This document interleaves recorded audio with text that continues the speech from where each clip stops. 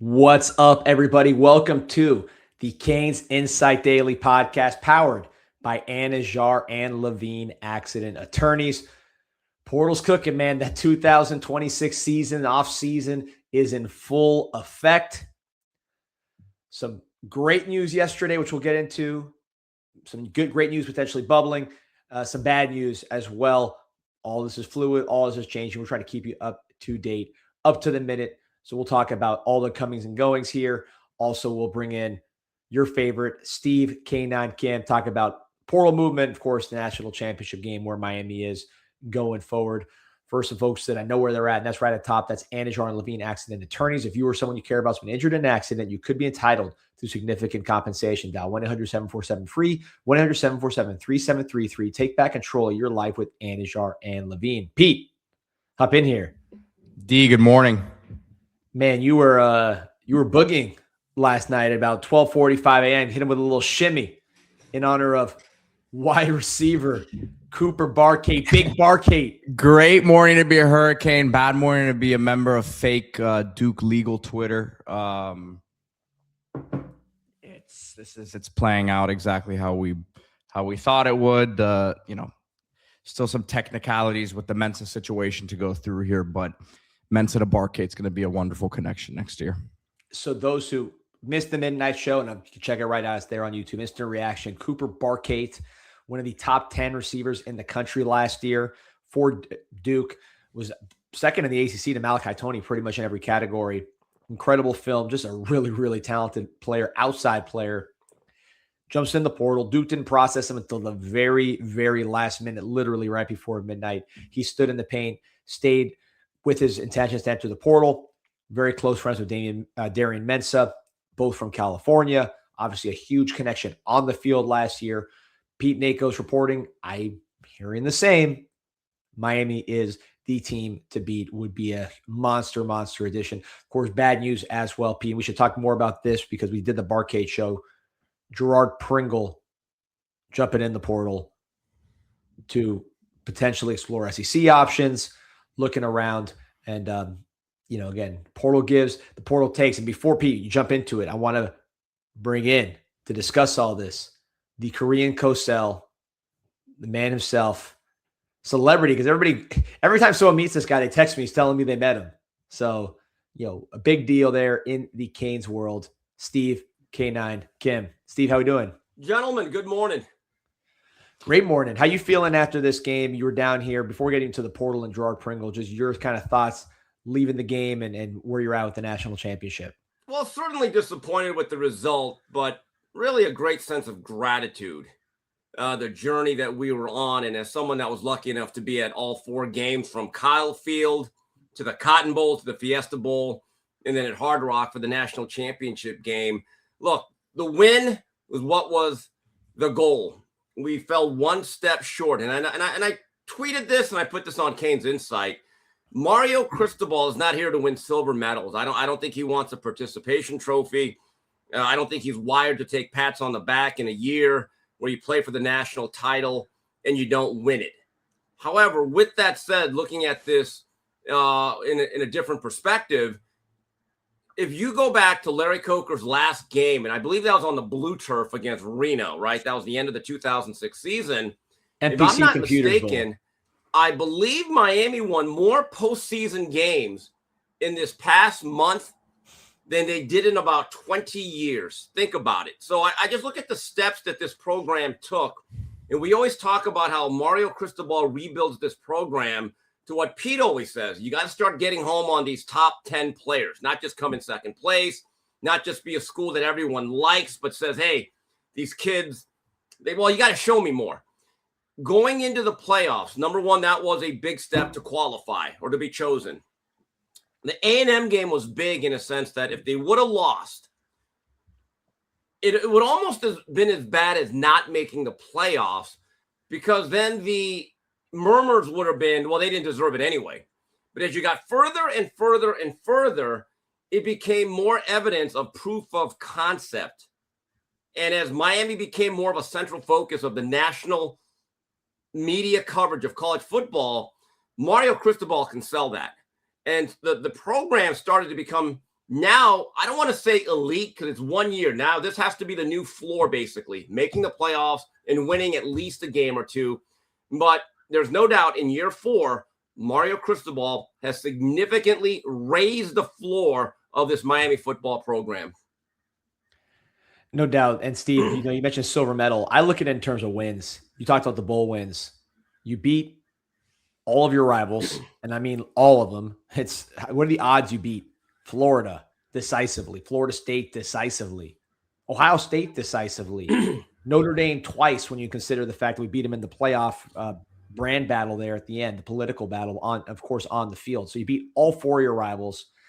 You blow out some quality teams in terms of Pitt, USF, and NC State, and then really, to me, bury the SEC and show supremacy over the SEC by defeating Ole Miss and Texas A&M. I don't think anybody can say, yeah, you had some great wins, but the SEC would have gotten you. You can't get to that level. Miami would have been the best team in the SEC this year. I don't think anybody can doubt that, given what Miami did to Ole Miss and to Texas A&M. So the wins, to me, are more important than necessarily the ranking or first loser or whatever, silver medal. It's about who you beat and how you beat them over the year, which I think made it pretty special. I saw a graphic, the final AP poll. I believe Miami was 4-1 against the other top 10 teams. And also for Mario Cristobal, he is now changing perception on what he is as a coach. He's not just a guy that can recruit and acquire talent. He's actually gaining, I think, a well-earned reputation as a big game coach. Now, the other side is, look, we got to start winning the ACC now. I don't know how long that league's going to last. Before it dissolves or we leave as a program in a university, I would actually like to go to Charlotte and then win the whole thing and get that trophy. But if you look at Mario Cristobal's run during his 4 years at Miami, specifically the last 3, Miami has beaten big-name programs pretty consistently. And that is certainly a building block. So, again, when I look at this year as a totality, highly successful. Think about losing the number 1 overall pick in the draft, 7 players drafted, which we had not had in a very long time, and to come within, 1 drive of winning it all against a very well-coached, sound, disciplined team that had the Heisman Trophy winner. Look, I get it. The championship is the goal at this program. But the job Mario Cristobal and our staff did in year number 4, I think, we are not completely satisfied, but I think we should all have some gratitude. Steve, the vibe I'm getting too, outside of it, this just being a great run for the fans and for Mario and the team, is we understand there's been a big investment into this program, way different now with Mario coming in here. And then obviously the last couple of years, not just like the money inside the program, but the people who have, been a big part of the NIL success. Yeah. And the vibe I'm getting, Steve, is investments well made. People are very happy with how everything has turned out.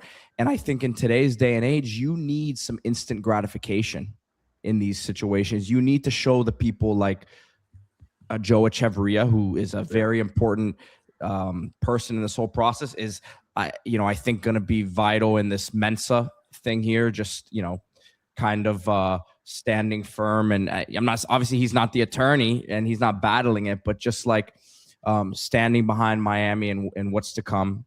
And I think when you're putting that much money into it and then you're now seeing what you're about to get into in return, I don't think these investments are going to stop anytime soon.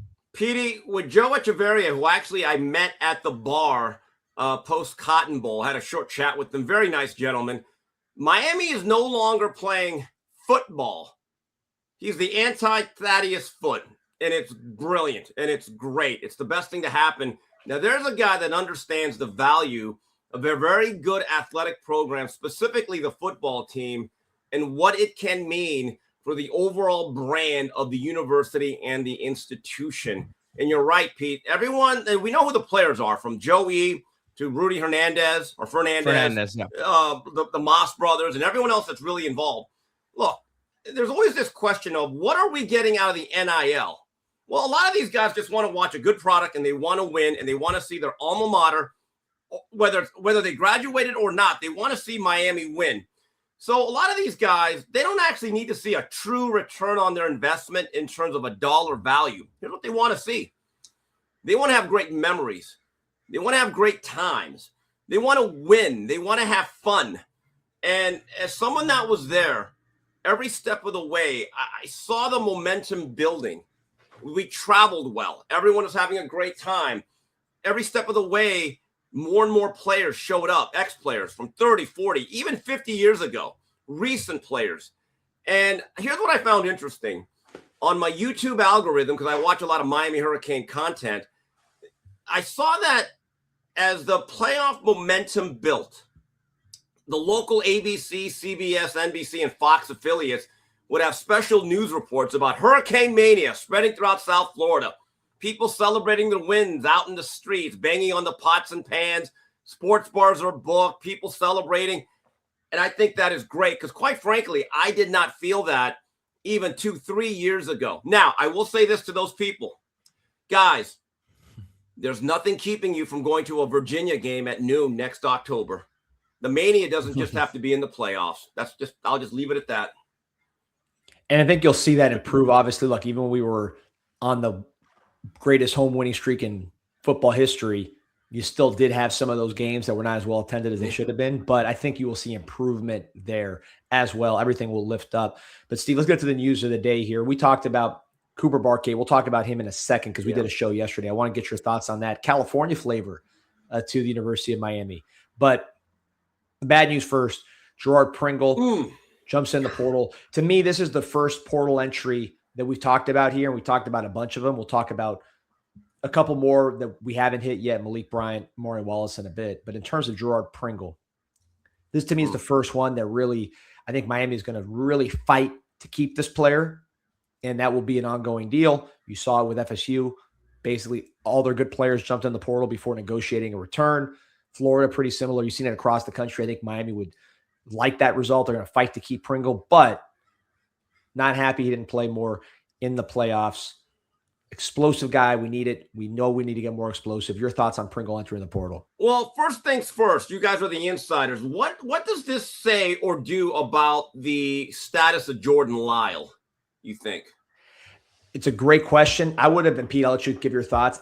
I would have thought Jordan Lyle would have been a big candidate. I think is a big candidate to enter the portal as well. But these things are fluid, and I'm not, I'm sure negotiations or discussions are happening with both of those parties. You would really, if you're Miami, especially this late in the portal season, you do not want to lose both at all. Yeah. And if you do, you probably need to go see who hasn't signed and who's still just committed but not signed in the running back portal class that you can go flip to get to be a Cane. Because tough time this late in the process is the downside of being one of the two best teams in the country. I think we'll take that trade. But, yeah, you don't want to lose both those guys because those are your two guys that can go all the way. Yeah, I would say I agree 100%, D, when you talk about I think Miami's gonna fight hard to try to keep Pringle here. I said it last night on the show and we talked about it briefly, but I said it on the show yesterday morning. It's not like I was hinting at him leaving, right? But I just think he's in that tier of guys that were young players that we are excited about, that you understand what's going to happen. Another program's going to say, hey, we'll pay you a little bit more money than Miami's going to pay you. Not only that, but we're going to sell you on a dream of an opportunity that you're going to play more here. You still have Mark Fletcher coming back. You still got that Marty Brown kid in front of you. Even though Lyle, we like you just said, D, think he's a candidate to transfer, and who knows what happens here with this situation because of the Pringle thing. You still have a couple other guys in front of you that are a veteran back. And one more thing, Steve, I will say this. When it comes to a Jordan Lyle, I still believe big time in his upside if he gets his, really gets his confidence back, right? Because I think it's he was banged up in the beginning of the year, and then you lose confidence and you aren't getting opportunities. But I think he can be as good as anyone in that room. Yeah, this one hurts because one thing Pringle gave us when we went through that offensive malaise in mid-October going into or after the SMU game, He gave us juice. He gave us sizzle, gave us wiggle. We have a lot of thunder in that room. So if you have Marty Marr, Fletch, and you got a Mallory coming in, those are big bruising tackle-to-tackle runners that can break off a long run here and there, but they're going to body punch you. You need a little bit of lightning. And I heard you guys throughout your various shows last night and yesterday with Amon Richards, the type of offense that I'm envisioning with a couple of guys that are not officially Hurricanes yet, but let's think about that scenario. I'm just envisioning that Pringle, he gets a little bit bigger, stronger, pass pro improves. The things you can do with them in terms of flexing them out, the wheel routes, the quick toss game, and getting on the outside zones and beating people to the corner, he can play a role. Here's the interesting thing about the running back situation, especially a guy his size. I know the money's important, but let's put away the money. Petey, you've been in this business. As a running back going to the next level, and I'm sure he has aspirations, you don't actually want that many carries on your ledger. You really don't. Most running backs now want to be part of a rotation, okay? And this goes all the way back to Edgerrin James. The reason why Edgerrin James was drafted ahead of Ricky Williams was very simple. Bill Polian explained Ricky Williams was a great college player. Edgerrin James had lesser carries. He had less miles on the odometer. And it's funny because now most teams run a 3-4 man rotation, right? Don Solinger told me 3-4 years ago, we're at a spring ball that we were both at, a practice. Coach Solinger goes, you know, Steve, everyone's running these 3-man rotations or even 4-man. He goes, I don't know what the big deal is. I was doing that 40 years ago at Southridge. And he felt as though that was the best way to keep everyone fresh, hungry.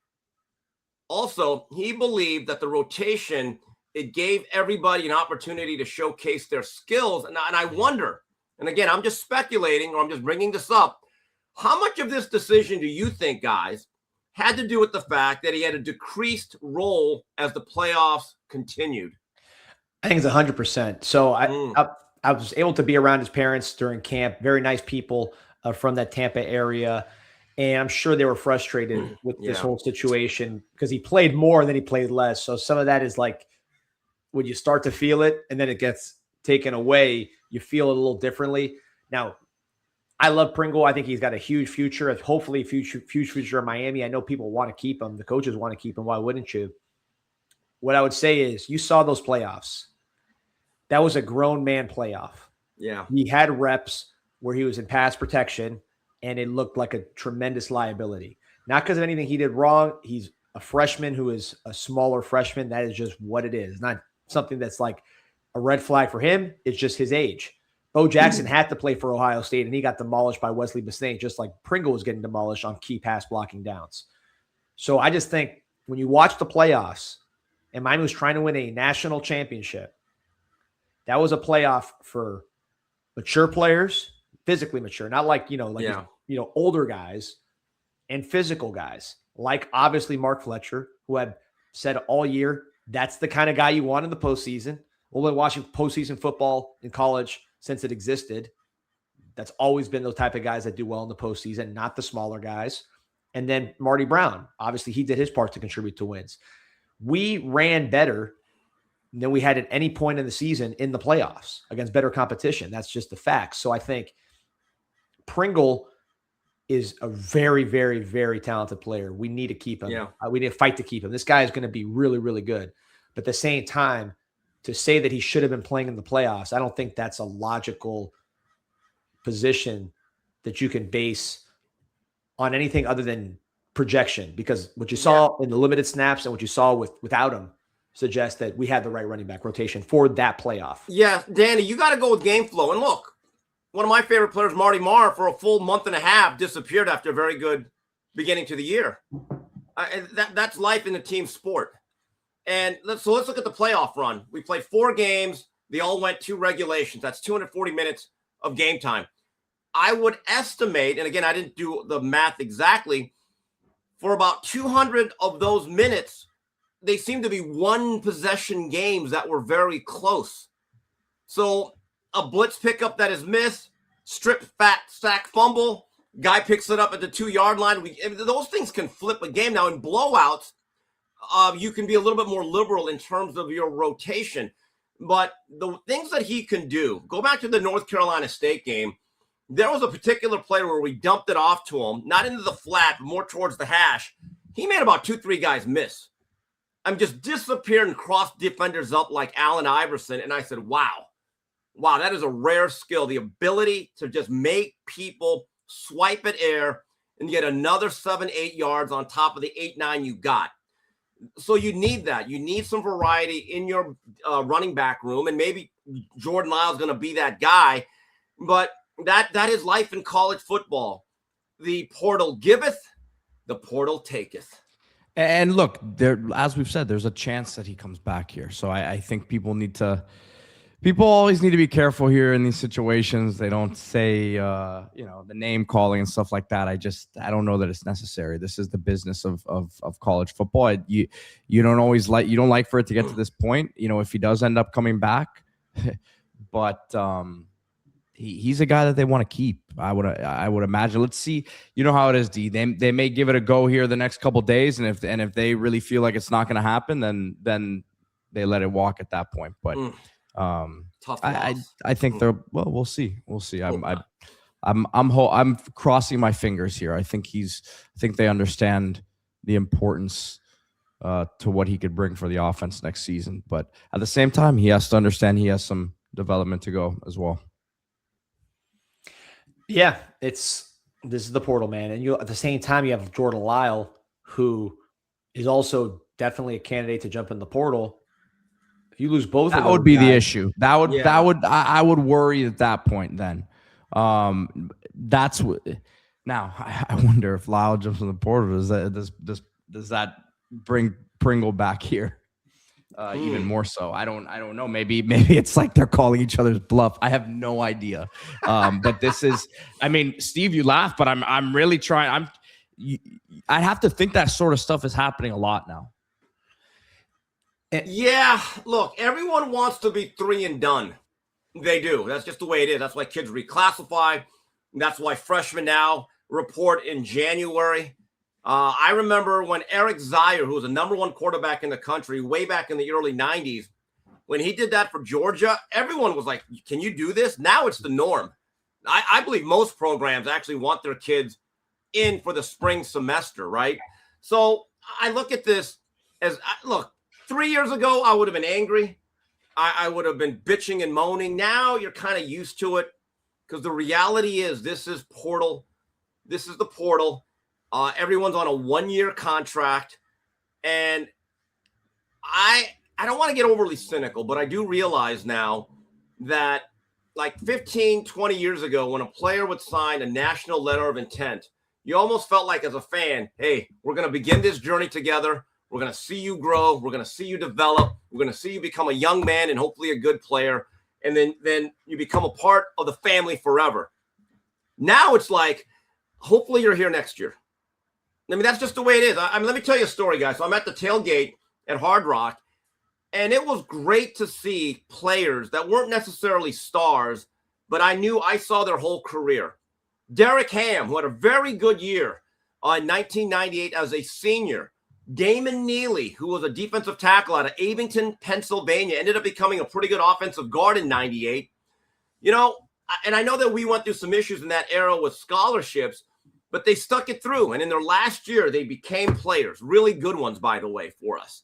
And I appreciate their efforts. I saw Gene Ridley, who was a defensive back, played in the Erickson and Butch Davis era. He stuck with this.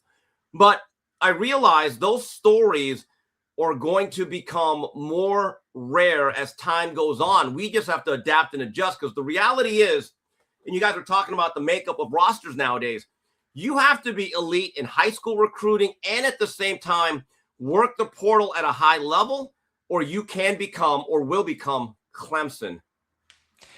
Steve, sorry to cut you off there, D, but we're on the topic of running backs, and I don't think that anyone better to talk about this sort of thing in terms of historical perspective. But with what you just said, in the era that we're in, Mark Fletcher is moving up this list, my friend. Talk about here's what it is with him too, is like as a young kid watching this team, and now 20 plus years later, you had moments of players that you can remember.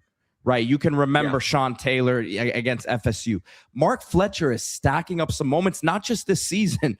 Florida last year, Clemson, right? Early in his career, because he had a big game in that game, the right? Virginia run in overtime. Virginia in overtime, right? I mean, you're talking about some multiple years here of moments. It keeps getting better, and it looks like he's going to be running it back here once again, and he's going to be coming into the year as one of the most heralded players in the country.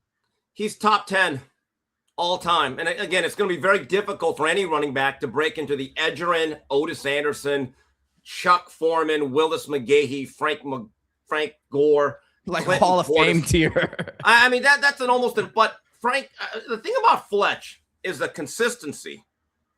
But you talk about the moments. One of the moments that I'll never forget during this playoff run, because I was really thinking about the great moments that stood out. There was the Keontae Scott pick 6. There was Carson Beck running in against Ole Miss. But the spark to all of it was with about 3 minutes to go. We're at our own 8-yard line or right around the 10. And the offense hadn't really moved all that well. And then when he got the ball and he went up the sideline, and there's that great scene of his mother later in the drive. I mean, that's when the whole nation found out about Miss Fletcher driving. I didn't even know about that. And I was like, wow, what a remarkable achievement for her. That moment will be etched. And I wrote on my post that I don't want to hear any more Mark Fletcher slander. He truly is a championship level quality player, as D Money has said for a couple of years. And just the steadiness that he brought, and even the tough, hard-nosed runs. Every yard was earned against just a hard-nosed, physical, talented Ohio State front. So, again, when I look at the pantheon of running backs, and it's a deep room, he is certainly in that top 10 in my view at this point. 100%. Kyle points out 14 games he played due to injury, and then, of course, the long playoff run. 92 yards, 12 touchdowns, 5.5 yards per carry, 17 catches, 140 yards, 2 touchdowns, some of the best block pickups. And look, he missed some in pass protection like they all do. I know Fisher for Indiana juked him out one time. And you're talking about elite players you're going against one-on-one. You're going to win some, lose some. But his ability to block an Arvell Reese one-on-one is going to be a top 5 pick in the draft, and is bigger than him. And he was blocking them one-on-one easily, going and getting Texas A&M's best linebacker twice as a lead blocker and burying him. I mean, humiliating their best linebacker, knocking Texas A&M, one of their best defensive tackles, unconscious. I mean, this dude, physical presence is unreal. And yeah, like you said, the fact that people were questioning this guy during the season, I think a lot of Canes fans need to reevaluate how they look at the sport of football, because I've been saying it. Too many people look at it like it's Madden. Too many people look at it like it's Big 12 loser ball on Fox, in the middle of the season. This is championship football. And for 20 years, really more than that, but as long as I've been alive, 40 years, this is how you win in the postseason. And Steve, we are now 2 12-team playoffs in, right? So we got 2 seasons of evidence with the wins in the 12-team playoff. Yeah. And we have learned it's the same thing that won when Alabama was winning 4-team playoff, 2-team playoff. You can go back to Michigan. You can go back to the 60s. Physical defense, power running, good decision-making, clean football, traditional football. Doesn't mean you can't be explosive. You want to be explosive on top of all that. That's how you become these teams that blow everybody out. But if you don't have those ingredients, like Ohio State and Notre Dame did last year, like Indiana and Miami had this year, and like all those SEC teams had when the SEC was running it, you are cooked. So I don't want to hear in the middle of the season, hey, we got Fletcher, he doesn't see the field. He doesn't juke people out in the open field. We got this guy, and he's so electric in his highlights. Championship football requires big boys. And that's what Fletcher brings to the table. I think that's, to me, the learning experience when now that we've seen 2 of these playoffs along with our entire history watching postseason ball. And Danny, going back to Pringle, I get the sense that his wheelhouse as a player to be peak efficiency, he's not meant to be a 25 carry a game back. He's not. Just the size, the pounding. And if you want to run inside, which you have to do basically almost any offense really. But his best role, and reminds me a lot of James Jackson. I always thought James Jackson was more effective, more explosive as the second back. He was good as a starter, But when he had to come off the bench as the second guy behind Edgerrin James, he busted off a lot of long runs, I thought, early in his career in that role.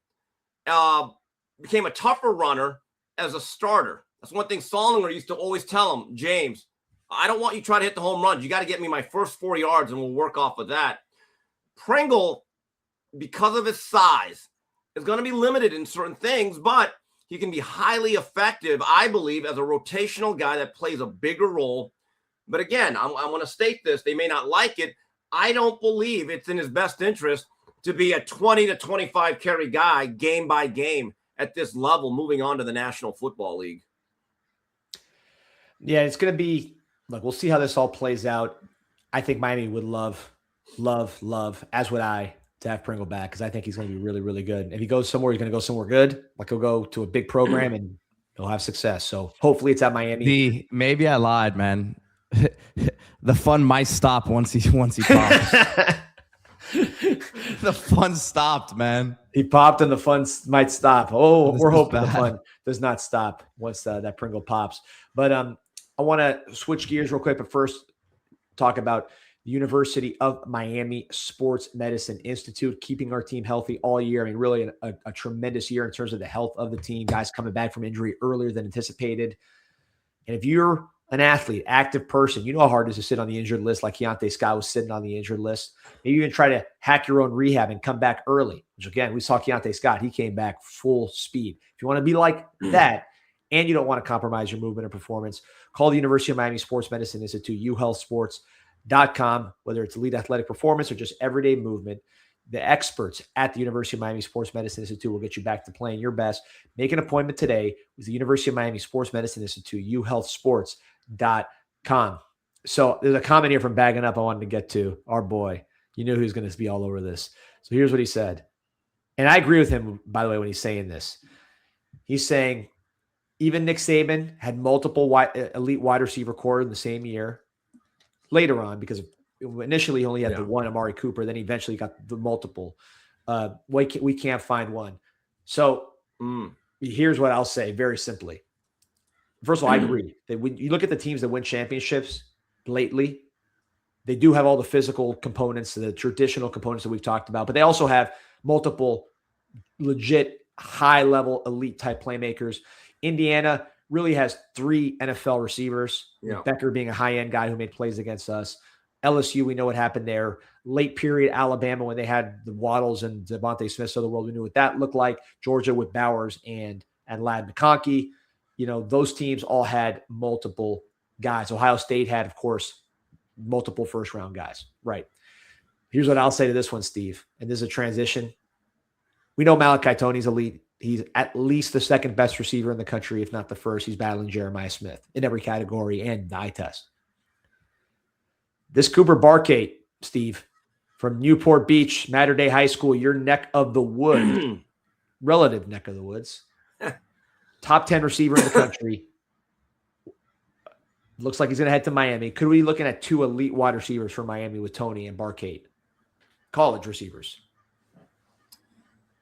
I listened yesterday, and I'm glad Amon said it as a former player, that he talked about how Miami needs better tempo and more explosiveness. So it's not just us saying it. It's actually a guy that has put his cleats on the ground and was a very good player. In fact, elite in Amon. That is the next step, that we have to have a threat outside that scares people. That every time he lines up on the perimeter, every defender on the back end says, back up just a little bit. Back up. and start getting into press bail as soon as the quarterback starts calling signals. That is the missing element. And I know that there are some interesting discussions and debate, not arguments, on the board that I got into late last night as you brought this up. People talk about, well, what about the younger guys? What about them? You know, look, they're going to have a chance to play. You earn reps. That's just the way it works. But everyone's on a one-year contract, so you have to treat this really semester to semester. And so I would hope that the younger players, you know who they are, have to understand you're going to compete in any good program that you're in. But a Cooper Barkate, this is what he brings us. known production and chemistry with Darian Mensah, because as the Mensah talk heated up late last week, I started watching more and more highlights. It'll be a different offense in a sense. They ran a lot of RPO, which we did not do this season, guys, right? Yeah. Barcate tree for the offensive coordinator. Barcate was on a lot of receiving end of those highlights. I was like, that guy's pretty good there, right? Mensah will bring us more of a threat at the mesh point. Not saying we're going to run a lot of it, but he's a smoother athlete that can extend plays. So it's going to be an offense that can be a lot of fun. But if you're going to tell me that Mensah is going to be a better, more comfortable quarterback with a guy that he knows and a guy that can actually buoy the efficiency and the effectiveness of Malachi Toney, I don't know what the downside is. Yeah, people are mad about losing freshmen that have not done anything. We're talking about top 10 receiver right now, and I don't want to sound crass about it. I want all these guys to win. But, man, we were just in the playoffs. We were in every game. We're not trying to go back on a hope and a wish, right? We want the best chance to be back into that environment. And when you talk about guys that are already big-time players in your own conference, like dominant players in your conference, it's a no-brainer. Comment from Mr. Milan Baby says, just want to thank Coach Dawson, top-notch offense. I think he definitely maximized the offense. And this leads to what I'm wanting to hit next, which is I see people saying we don't have an explosive guy that can take the top off. We do. We have the most explosive player in the country. His name is Malachi Toney. The problem is that teams were bracketing Malachi Toney to take him away because they weren't worried about the other guys beating them with big, huge chunk plays. Now, luckily, those other guys were great football players, TJ Daniels, Keelan Marion, and they made all the plays that we saw lead us to the championship game. Great Canes will be remembered very fondly as just top-notch football players, leaders, guys that helped us win a lot of games against great competition. But in terms of like scaring other teams, that was not necessarily what they did. So teams were content to bracket Toney. Barcade, if you deal with this guy one-on-one, he is going to kill you. He can kill you short. His route running and separation is outstanding. He can get down the field. He's not going to burn guys just running by him, but he can make contested catches down the field. He can catch and run and make explosive plays. And what I love, we talked about it yesterday, everything he does is with his hands. So when you catch everything with your hands, you play faster because you're going full speed. Restrepo was like that. Restrepo had like was 4.8. He played 4.45 because he would catch the ball full speed and run.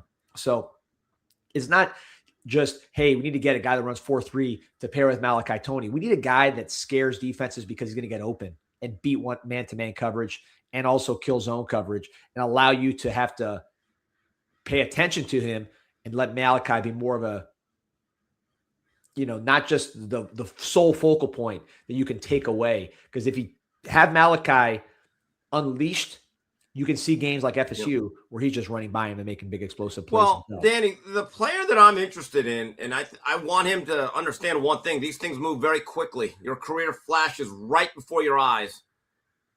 Is Josh Moore. Josh Moore flashed. Had a great game against USF, and then I don't know what happened. I'm not there on Green Tree. Didn't play for a while. They tried to work him in the playoffs, made a play here or there. But when I look at his ability to go over the top and the way he's built, that's a guy that has to understand I can make a mark right now and plant the flag on my career. Josh Moore's development is something that I think everyone – because if you want to talk about young guys making a move, I know that JoJo Trader is one everyone talks about. We kind of know what that situation is. I think that's very fluid all the time. Josh Moore had a nice foundational true freshman year, but with some of the other players coming in, like a Milan Paris, who has a very good size-speed ratio, look, these freshmen will play at Miami if they earn it. That has absolutely been proven the last 3 years, starting with the Bain Mawanoa class, right? Well, Josh Moore can make a move now to be a legitimate guy that next year could have 50 to 60 catches. But he has to understand all of this begins literally from winter conditioning. That's when the process begins under Mario Cristobal. Yeah, I think we talk about the trenches being such a veteran position, guys, but I don't see too many championship level teams that are playing 3 freshmen, which Miami was. Malachi Toney, obviously, deserves it. We're excited about Josh Moore's talent, excited about Upshaw's Dylan talent. Upshaw, can't forget him. Yeah, Upshaw. He's one I certainly don't want to lose. I mean, I don't want to lose any of these guys, but he's banged up right now. Probably misses spring with his injury, but he's someone that I'm really high on. And by the way, again, I'm just going back to this because we see it all over. I mean, Steve, I was posting this guy's video, Barcade, on CanesInSight.com. 7.9 million posts and counting, by the way, for those keeping track. Post this guy's video. And 900,000 from K9 Kane. Our boy. That is true. Going back to Eye of the Hurricanes, 1996. But I post this guy's videos where he's, again, destroying one-on-one coverage. He's finding holes in the zone. He's making contested catches. He's running after the catch. He's doing everything you want in a wide receiver in our conference. Pulling up the stats where it's basically Jeremiah Smith, Malachi Toney, Eric McAllister, who's on his way to the pros, and this dude, Makai Lemon. I mean, literally the elites of the elites. And he is there already, not to mention he has chemistry with our quarterback. And then people are just worried about how the younger guys are going to react.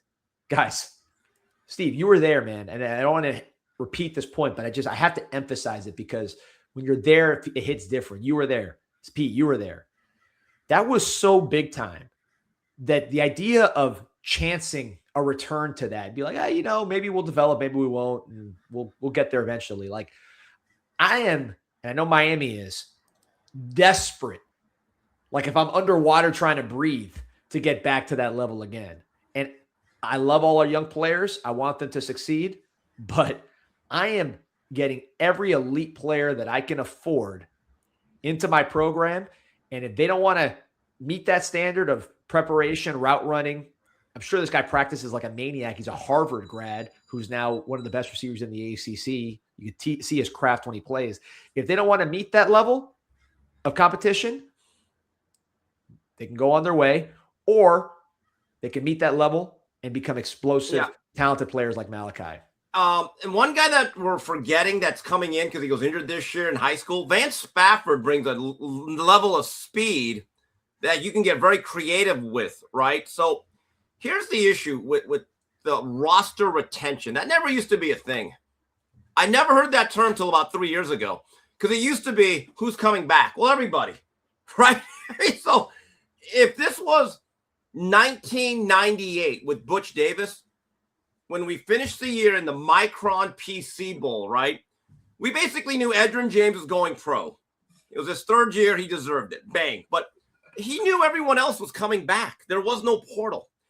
And if you understood, and the dynamic was in that particular, for lack of a better word, marketplace, that out of 85 scholarships, whoever was not graduating or had exhausted their eligibility, you knew was coming back. And if it was just like today, Mario Cristobal and Kevin Beard would say, okay, let's work on getting Upshaw, Moore, JoJo all ready. But that's not the game anymore. Because first of all, those guys can leave in a moment's notice. That's just the way it works. So you always have to be on the lookout to upgrade your roster, because the reality is Mario Cristobal said one of the most profound things that I don't think people really understood. I think it was during spring ball last year, or maybe at the beginning of fall camp. Someone asked him about the portal, blah, blah, blah. And Mario just said, look, here's the reality. Basically, everyone's in the portal. You just don't know it. Yep. So that's the reality. So unless you change the system where you know that everyone has to come back, you better play the system that exists, because you don't want to be Dabo Sweeney. And so, again, if you want to go back to that, we can do it. But the system is the system, and the game is the game. And you know what? And I've been told recently, it ain't built on sympathy. Steve, I'll say, I said it last night, and I don't know how many, over 2,000 were watching us live last night past midnight. But this roster, as it's been said to me, is under assault right now. That is college football. And I said this last night. If you are going to, I use the word threaten to transfer, and that's not really what I meant. But if you're on the fence, if you're a guy who's on the fence about whether or not you're going to be playing here next year or not, if you're Miami staff, you can't be left in a situation that you're surprised or you're shocked that someone entered the portal. You got to get aggressive, and you got to get on the offensive in these situations. Petey, let's go back to 1999. If you're Butch Davis and you're looking at, who was it? Coach Johnson, right? Was a wide receiver coach. Did a great job at New Orleans. And you looked at your roster and your depth chart. You absolutely knew, like, okay, we got Reggie Wayne, Santana Moss, Andre King, Daryl Jones, and a young kid by the name of Andre Johnson. That's our foundation. Nowadays, in this situation, under the current system, you'd be like, well, 3 of our guys might get poached. One of these guys' parents is actively looking for more money. So again, I don't know what, unless you want to bring back that system, which I didn't think was all that bad, to be honest with you, this is what you have to do. You have no choice. Real quick, I want to talk about the California flavor here because you're a California guy, Steve. So it's a big state. These are different places. I want to lean on your expertise here as a Canes fan over there in California, knowing the recruiting landscape. You got Darian Mensah, I believe, is from Santa Barbara, like Central Coast type area, right? Not really Southern California. Right, Central. I was there. It's very foggy, very nice. A lot of fog is what I recall from that area, but very nice. You have Newport Beach, which is where Cooper Barkate is from. Orange County, yeah. Vance Spafford is from Mission Viejo. I believe he's also from Orange County. So just like for those who don't know the area, can you break down just sort of where these guys are from and relevant to Miami? Are these areas that Miami can get a foothold in and potentially get players from consistently due to cultural, connections? Just like, I don't know this area. I don't know. Well, let's put it this way. It's a big state. Under Pete Carroll, these guys would all be at USC. Like modern day is basically the St. Thomas Aquinas of our area. It's had major talent, and they've basically been known as a feeder school for the Trojans. And a little bit more locally is Long Beach Poly, which is like the Miami Northwestern of our region. They've had a number of pros: Willie McGinnis, Mark Carrier, Deshaun Jackson. I think they've actually had the most NFL alumni at any high school the last 40 years. And so that's another monster school. And generally, when USC recruits locally, which they really don't under Lincoln Riley, which is funny, most of their good players go to USC. To actually have players from this area, certain high schools. I remember for years, the only player from Orange County that ever went to Miami in my lifetime that was really like a well-known player, Scott Covington out of Dana Hills back in 1994. But this is a theme that I've talked about before. When Miami is good, which we are now, we're not where we want to be, but we are getting there. When Miami is actually a player, they are a national brand. They truly are. And I go back to Jimmy Johnson's last recruiting class in the spring of 1989 that he never got to coach. If you look at the top end of that class, the number 1 quarterback in the country, if not player, was Brian Forte out of New Brunswick, New Jersey. The number 1 defensive player, and some people had him number 1, was out of Dallas Carter, a gentleman by the name of Jesse Armstead. The number 1 player out of Colorado, in fact, he was the Gatorade Player of the Year in that state, was a guy by the name of Darren Crine. So that's Colorado, New Jersey, and Texas. You got the number 1 player. And if you actually look at the makeup of a lot of our rosters, there is a misperception that 90% of our teams, of the championship teams, were just South Florida. It's really not true. And I've actually done breakdowns. I should show you the list that I put together of all the out-of-state players that Miami has had that I have considered standout players.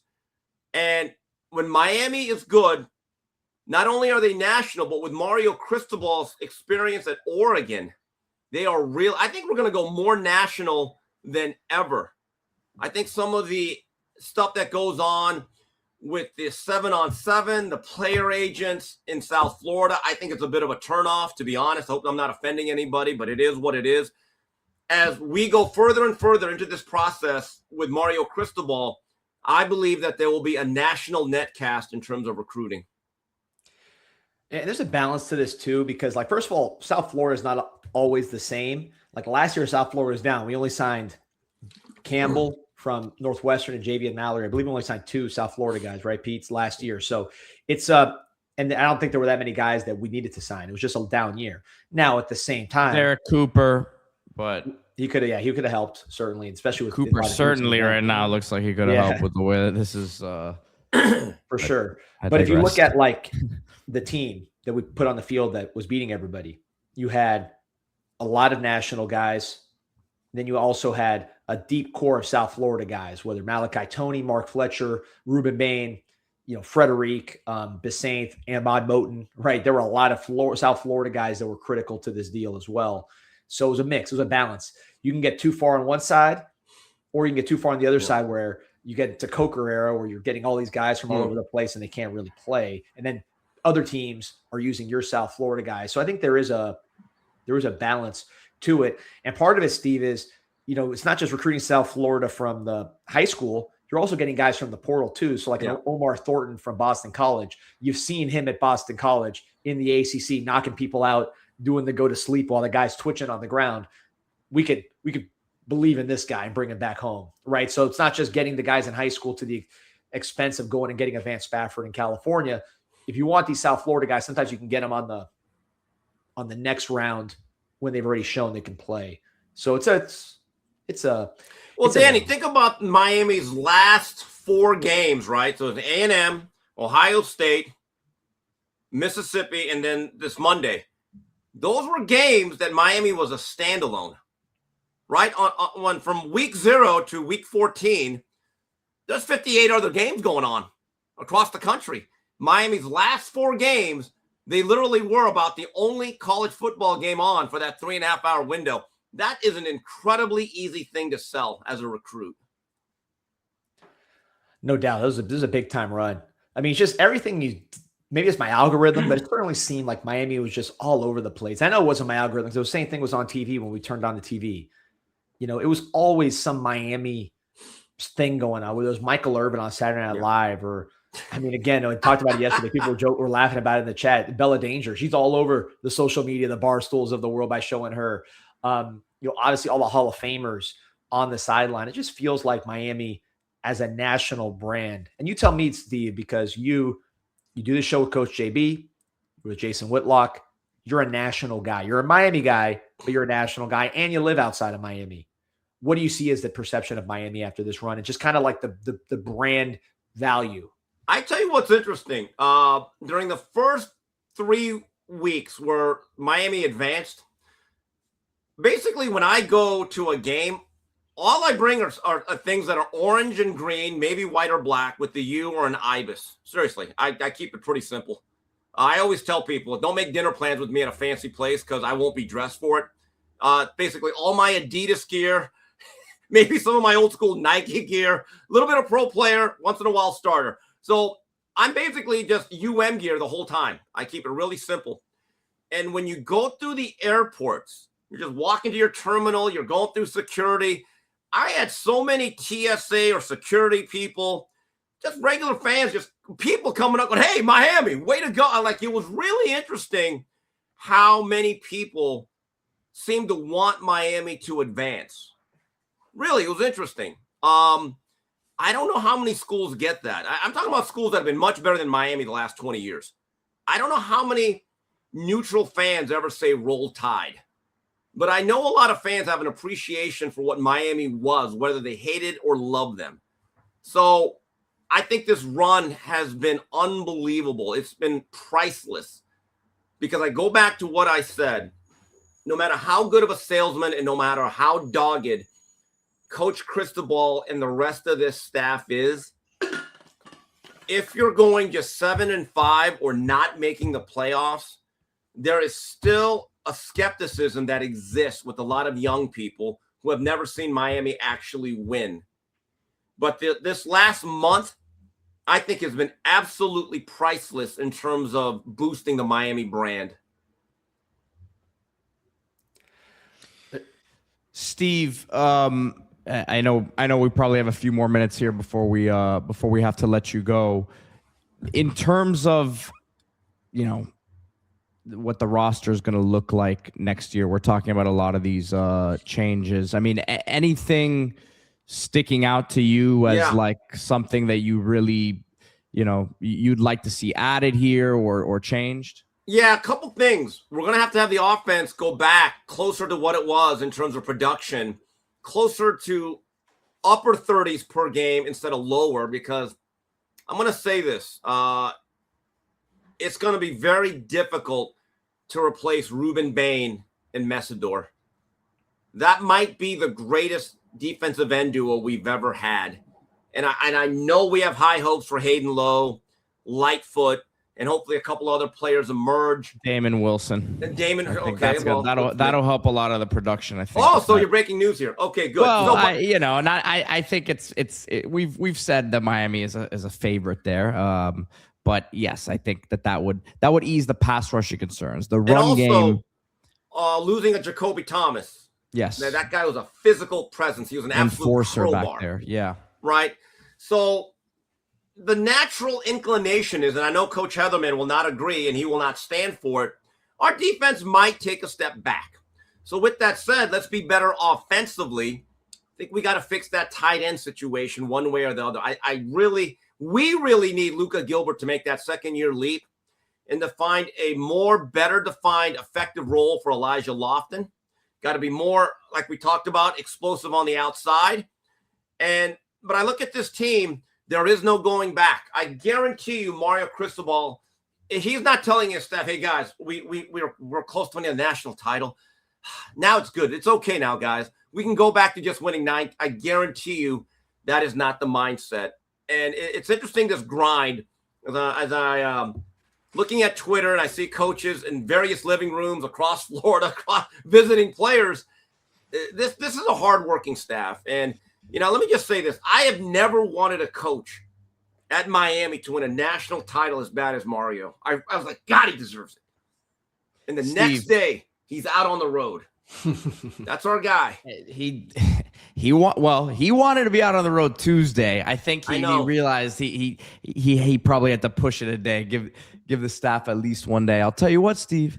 There's an opening here at the tight end position. Yeah. I know hold on, Steve. I got a suggestion. I got a suggestion. I got a name that I think you'll be on board. I know. One James Coley. I love James Coley. I do. I'll admit I'm biased because I know him a little bit from the Brad Kaya thing. But if you brought in James Coley, that is another great salesman, another great recruiter. And I know he loves Miami. He's had great success. He's making a lot of money wherever he goes. He's at Georgia now still, isn't he? Yeah, he's still at Georgia. And I mean, I think from what I understand, he's not the recruiting core. He may not be the GM, but he's a vital piece of what they do recruiting wise. If anyone has ever met James Coley, it's impossible not to like him. And I know, look, he may hang his hat in Athens. His heart is in Miami. That's all I'm going to say. I love it. Steve, this is off topic, but you talk about Brad Kaya a lot. I've seen him a little more visible here in the lead up to the championship. He made a few tweets. Have you talked to anyone around there? Because to me, it's amazing. It's like, imagine being a Brad Kaya or Malik Rozier. And we'll probably talk to Malik here in a bit because he's been on the show recently. Like, your career's done. You're doing other things. And then the number one pick of the draft, Heisman guy, saying he looked up to you, right? Yeah. In terms of Mendoza talking about in those pressers, he looked up to Brad and Rozier. I don't know if you talked to Kai or anything, but I thought that was Steve. Brad Sr. reached out to me. He sent me a picture of Miami, Indiana before the game. So it seemed like they were getting into it. That tweet, what it talked about, I sent it to Brad Sr.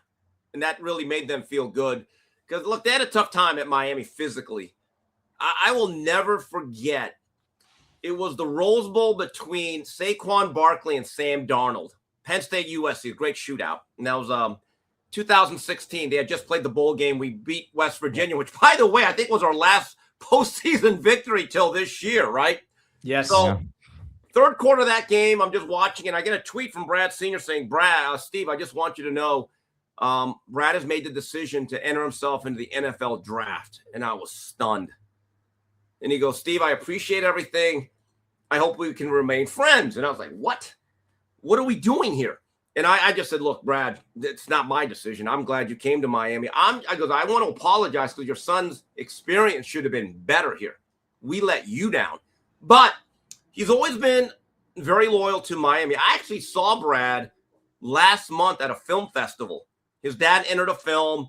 It was at the Man Chinese Theater, I think, and we had a good time. Brad is still a Miami Hurricane fan. He made the decision about 4 years ago as he was making his way into the NFL, a couple of practice squads. He could have eventually landed on a roster and made a career out of it, except physically, I think he realized, I think I want to walk straight at age 40. And now he's beginning a successful run as a screenwriter. And in fact, he's one of the main writers on a show. It's going to be a football-based show. It's going to be like the West Wing of football. So his heart is still in the game. And I gave him a book that I thought is going to really help him in his journey, North Dallas 40 by Peter Gent, one of the all-time blunt, honest, raw looks at professional sports. And I said, Brad, read this. It might give you some ideas, but I think you'll become a better writer after reading this. North Dallas 40, too? I suggest everyone read that book. It's wild, right? So he is still very much a Hurricane. And in fact, his dad had invited me to go to a couple of places to watch the playoff games, except I was going to them. So they're still Miami guys through and through. Yeah, the movie too, right? North Dallas 40. Yes, and they actually changed certain things. And North Dallas 40 had a great line from John Matuzek, who, by the way, did a great job of playing a football player, but he's still great job. And every time I hear this line, it really represents a lot of what the NIL and transfer portal has become. I don't want to give away the movie, but there's a spoiler. At the end of the game, which was a disappointing ending, John Matuzek, who I believe played a character called O.W. Meadows, was a defensive lineman, and he gets into it with the coach, and he uttered this line. He said, every time I call it a game, you say it's a business. Every time I say it's a business, you say it's a game. I need feeling, man. And that right there is one of the truest things. I don't know who wrote that line. I don't know who came up with it, but it's a genius line because it really does.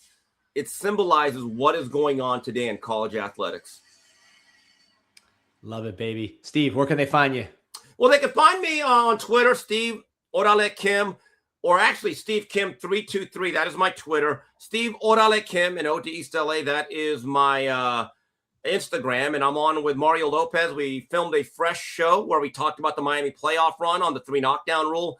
And I'm on with Jason Whitlock on Fearless. And I'll be on in about 15 minutes with Coach JB. Before I get out of here, guys, I want to talk about, I saw a lot of the former players, guys, on Monday. And I want to say one thing. I don't think there's a brotherhood quite like the Miami Hurricanes because these guys just don't show up for national title games or playoff. These guys are there all the time. The Canes for Life tailgate led by Randy Bethel and Darren Handy. Quatrine Hill, my good friend, was out there. By the way, Colin McCarthy got his tickets. Talked to him for a few minutes. Also, Steve Walsh, my favorite quarterback of all time, my boyhood quarterback when I really fell in love with Miami. I asked him, I said, Steve, are you just here to tailgate or did you actually get your tickets? He said, no, I ended up getting a few tickets, Steve. And I said to Steve Walsh, I said, Steve, there should be a rule. If you've led Miami to a national title, if you're part of Quarterback U, if you're in the Ring of Honor, and you're a Heisman finalist, if you meet certain criteria, you should always get at least 4 tickets. I think that should be a rule moving forward. Just a suggestion from the Kimster. Steve Walsh should never have to not worry about not being able to watch a game. Had a great discussion with Russell Maryland. What a very nice, amiable individual he is. I also got to talk to Greg Mark, who's doing very well. His daughters were there with his family, very nice people. And it is great to see the alumni base, the brotherhood. There really is nothing like it. Yeah, that Steve Walsh rule makes a lot of sense. The Steve Kim rule, though, he's always getting a ticket to every game. Well, I pay for mine gladly, though. That's the thing. I don't need a freebie. I haven't earned that. I will gladly pay for a ticket. That's all I'm going to say. But also, the most interesting discussion I had was with Gene Ridley, and he talked about the transfer portal, about how he was kind of glad that there was none in his day because he said, Steve, I stuck it out at Miami. I didn't make the NFL, but at age 21, 22, I went into real life with a college degree, and I'm good. My life is good, and I have a brotherhood. I have a network of people that I met at the University of Miami, and I'm glad I went through the process. And I think I hope these young kids understand the money matters. The money is important because it's yours, and it can change a life. But at the same time, there used to be a thought process when I signed to a college, I'm making a 50-year decision. I don't think that really exists anymore. But for most guys who are not going to be playing football by the age of 25, like Eugene, he said, you know what? The University of Miami and the degree that I got helped me get a head start for the rest of my life, and I'm good and I'm happy. And it's great to see a lot of our former players that never really played at the next level actually understand the value of that diploma. Because think about it. When Eugene went to school, the yearly tuition at UM, which is a very good school, is about $30,000. I didn't realize this, guys. It's about $90,000 now. I'm blown away by that. So when players or anyone says, well, what are we getting out of this if we're not getting NIL? Well, one thing you're not getting is student debt. So you have to look at everything like that. So I hope that a lot of these players aren't just making a short-term decision, because the reality is football will come to an end. That is the truth. A lot of football ahead for these Miami Hurricanes. Look, we're already on to 2026, man. Yeah. That was Turn the very quick. page. We've been waiting for this for 23 years, and boom, now we're on to the next one. But No rest for the weary. I think I'm just on cloud nine. As depressed as I am, and depressed is the wrong word. As disappointed as I am about the loss, man. Steve, this offseason feels a little different than It the does. last. Danny, look, this has to be now the beginning. This cannot be the apex. And one of the posters, I believe Dan Alden, who tweets at me a lot, I met him at the Ohio State game. Shout out to him.